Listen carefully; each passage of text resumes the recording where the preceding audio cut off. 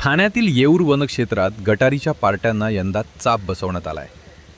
गटारीच्या पार्श्वभूमीवर आज येऊर वनक्षेत्र सर्वसामान्य नागरिकांसाठी पूर्णपणे बंद ठेवण्यात आलं असून वन विभाग आणि ठाणे वाहतूक पोलिसांकडून कडेकोट बंदोबस्त तैनात करण्यात आलाय।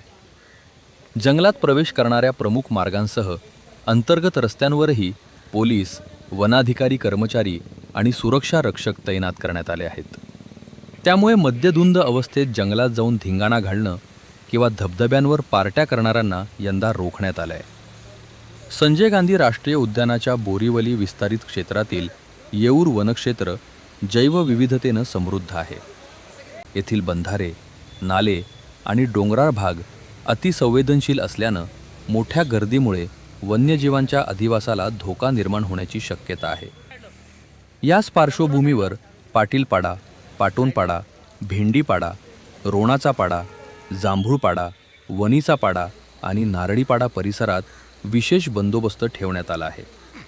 वनक्षेत्रात अनधिकृतपणे प्रवेश करणाऱ्यांवर लक्ष ठेवण्यासाठी वन विभाग आणि वाहतूक पोलिसांची पथकं तैनात आहेत।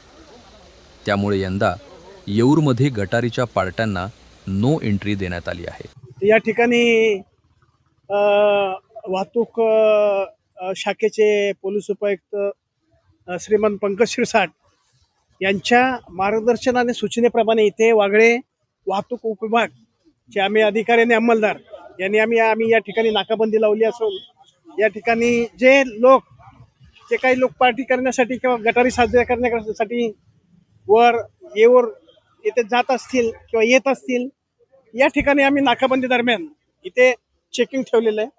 त्या ब्रीथ ॲनालायझरच्या साहाय्याने आम्ही ते ड्रिंक अँड ड्राईव्हचे केसेस करीत आहोत आणि कोणी त्यामध्ये पॉझिटिव्ह आढळून आला ब्रीथ ॲनालायझरच्या साहाय्याने जेव्हा चेक करत असताना तर आम्ही त्याच्यावर पुढील कायदेशीर कारवाई कलम 185 करत आहोत। सर, येऊर हे निसर्गरम्य ठिकाण आहे, मात्र या ठिकाणी येऊन नेहमी हुल्लडबाजी होते किंवा काय वन्य जीवांना धोका निर्माण होतो, यासाठी ठाणेकरांना काय एक आव्हान असेल?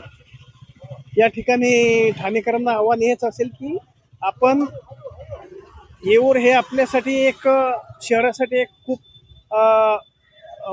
वरदायक असं जागा आहे आणि या ठिकाणी आपलं एक फुफ्फुस आहे त्या ठिकाणी आपण पर्यावरणाचं रक्षण करणं, त्या ठिकाणचे जे वनस्पती आहेत त्यांचं रक्षण करणं या ठिकाणी खूप महत्त्वाचं आहे आणि नागरिकांनी जे काय आहे ते पर्यावरणाच्या हिताच्या दृष्टिकोनातून जे काय योग्य प्रकारे वर्तन करावं।